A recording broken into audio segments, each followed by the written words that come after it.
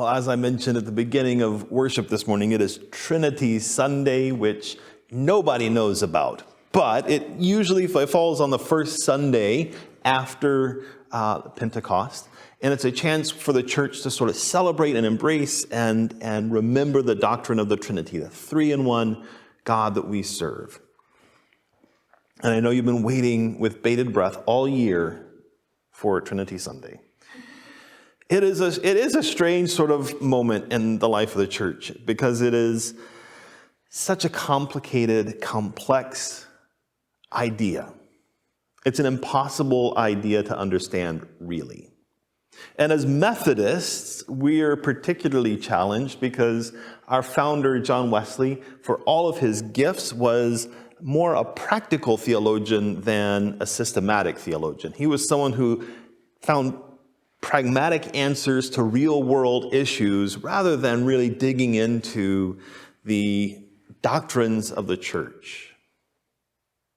So we, as inheritors of John Wesley's sort of tradition, often find ourselves finding practical answers rather than dealing with the more detailed nuances of theology.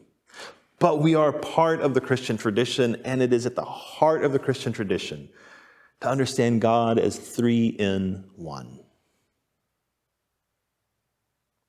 There's a video that I shared on the church's Facebook page that's a little bit tongue-in-cheek, but actually does a good job of sort of explaining the impossibility of understanding the Trinity. It's a video that was originally made for St. Patrick's Day because St. Patrick is famous for having taught and evangelized in Ireland and using the three-leaf clover as a symbol of the Trinity. So you should watch the video because it's really pretty funny and it's well worth your time. There are other images besides silly cartoons from sarcastic Lutherans about the Trinity. There are other ways of thinking and embracing and learning about who God is. One of those that, again, not part of our United Methodist tradition, not really even part of the Western church's tradition, but especially from the East, is the use of icons, of imagery that invites us to reflect and really draws us through the image into an encounter with the divine.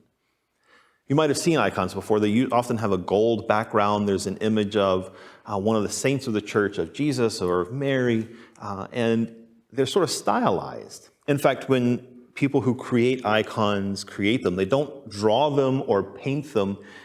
The word that you use for creating an icon is to write an icon because it's seen as a visual language. There's a famous icon that I'm going to have on the screen now to tell you a bit about. This icon comes from Russia, from an artist called Andrei Rublev. Some of you may have seen this before. Richard Rohr, a popular writer and mystic in the U.S., has sort of repopularized this icon in some of his teaching and in some of his writing. This icon was created in the 15th century. And it was originally called the Trinity or Abraham's hospitality because what Rublev has done in this icon is to take the story from Genesis of Abraham welcoming three strangers into his tent and incorporated that into the ideas and theology of the Trinity, of God, the three persons in one substance coming to visit Abraham. And so these three persons in this Trinity image reflect something of Rublev's thinking about who God is. There is God the Father on the left-hand side of the image, in the blue color of divinity, but also the red color of the sort of fire and passion of the Creator. The central figure is the Christ figure with a blue tunic to sort of represent his divinity, but also a brown sort of earthy robe to remind us of his humanity. And then the Holy Spirit is depicted on the right-hand side in blue and green to reflect both the divinity, but also the call to new life. There are images that are other images that are incorporated into this icon that sort of help to develop the theology that Rublev is communicating. You notice that they are, in their imagery, sort of making a circle. They're not enclosed in a circle. They are the circle. They are the never-ending, all-inclusive reflection of who God is. It's an interesting image to look at and to reflect on. And at the end of the sermon, I'm going to invite us to have a few moments of silence and to reflect again on this icon. But one more thing I want to draw your attention to before we clear it off the screen. Near the bottom, between the two figures on the left and right, there's a small sort of rectangular shape that's built into the table. You can't really see it all that well, and it's not clear what it is exactly, except that there is a theory that perhaps originally this icon included a small mirror in that location. So that as you looked at the icon, you saw yourself reflected in the circle of divine love between Father, Son, and Spirit. That the work of God is to bring us all into God's all-inclusive love.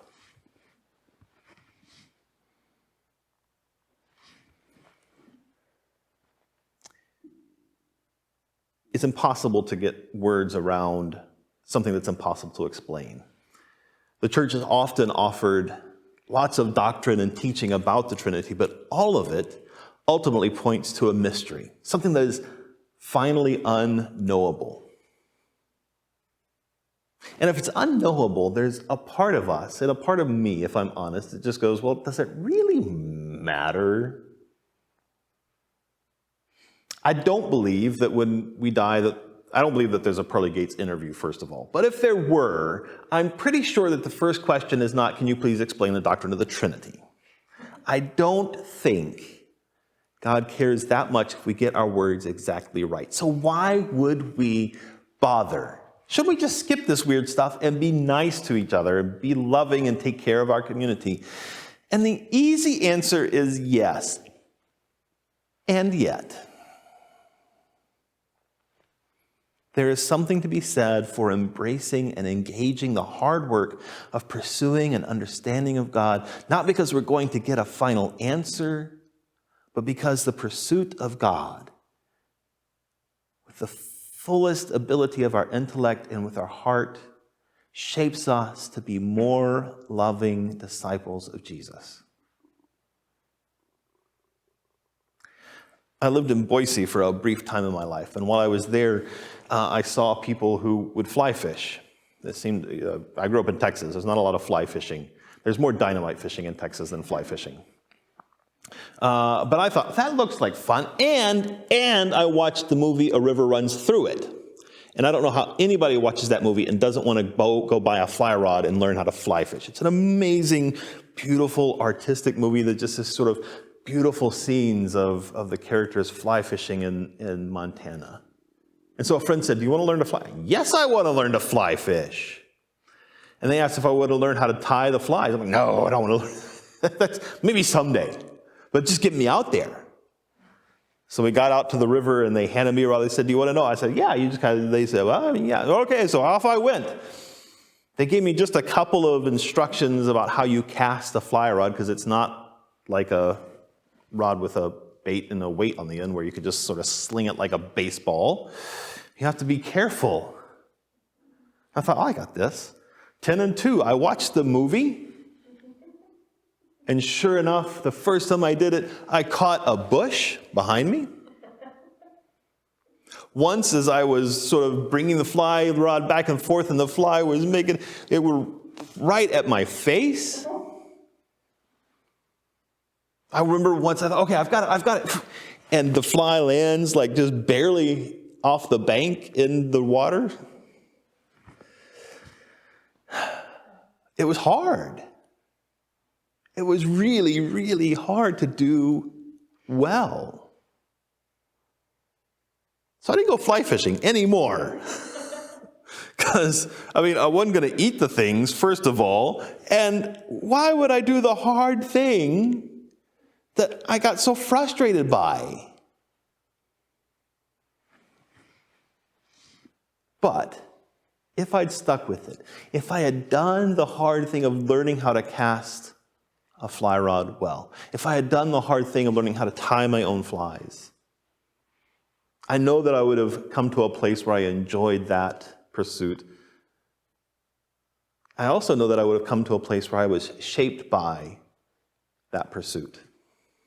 By the act of being a fly fisherman, I would have been changed, learned some patience, learned the detailed craft of making flies, of paying attention to the world around me.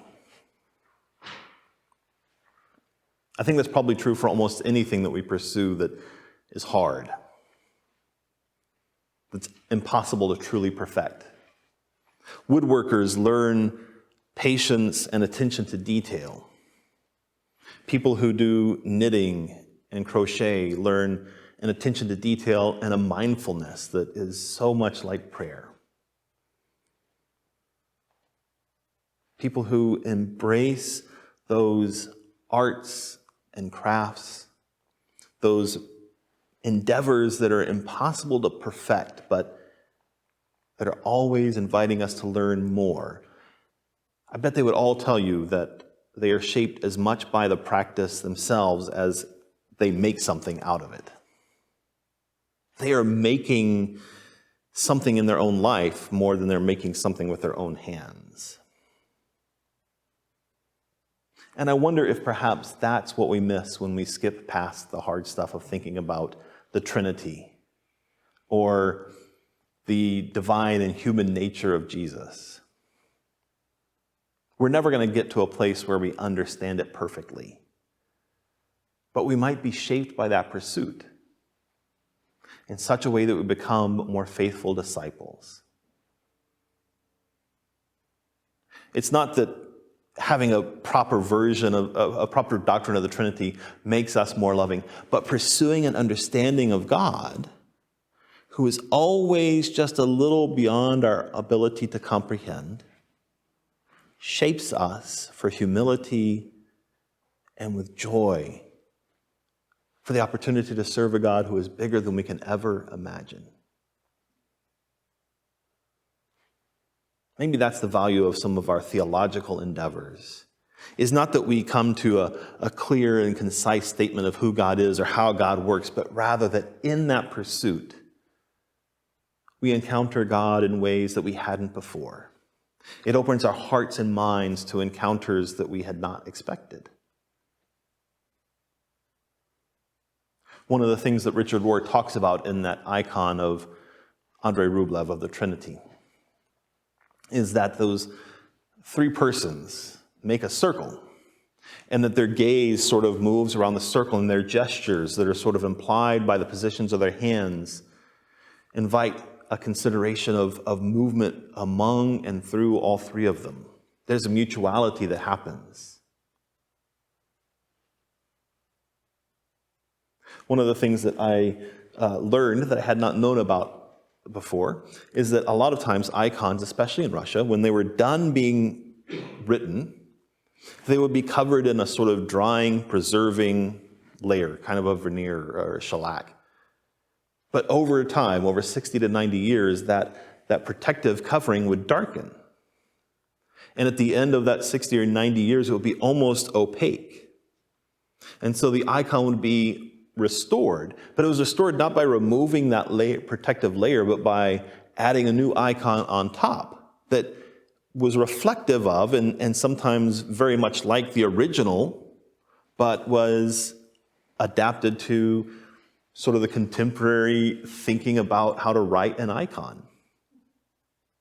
This process happened 3 or 4 times with Rublev's Trinity. 3 or 4 layers of that icon being renewed and remade each time. But the image that we have now, those layers have been removed to get back to the original 600-year-old image. Something in that process I find fascinating and appealing, the idea of digging through the layers to get to something beautiful. It's certainly true that the other layers of the icon were beautiful, But to get to the heart of that thing, to see Rublev's brushstrokes and imagery, that pursuit brought those who were part of it closer to understanding who that man was and what he was trying to communicate. So we could skip past the Trinity. Don't tell the bishop I said that. But honestly, let's be clear here. Our lives are not automatically changed because we have the right, proper doctrine of the Trinity. They are changed. Our lives are shaped by the pursuit of God. At the heart of that icon, Richard Rohr tells us, is the idea of mutuality, of love that flows between the three persons of the Godhead, and then reflected in the mirror, we see ourselves drawn into that love that is entire and is perfect because we are part of it. There is work to do, brothers and sisters. And if we have to choose between feeding a hungry neighbor and digging into the doctrine of the Trinity, Jesus wants us to feed our hungry friends. But we don't have to choose one or the other. We get to do both.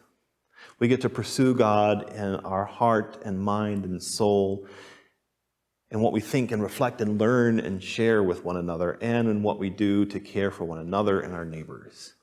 These are not two different pursuits. They are one pursuit in two different avenues of seeking after God in our lives. So let's not skip the hard stuff.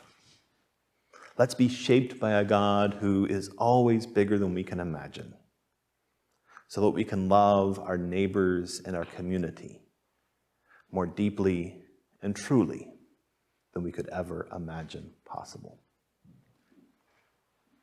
And that, my friends, is the good news this day. Thanks be to God. Amen.